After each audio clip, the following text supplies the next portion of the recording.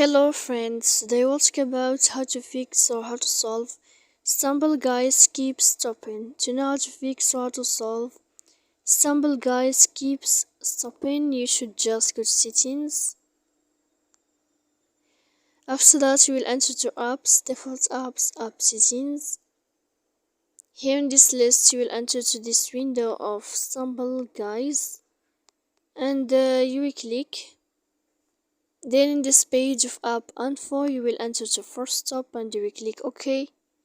Here you will enter to storage, then we click clear cache, but pay attention, don't click clear data because that can make a lot of mistake on your application that can't fix your problem.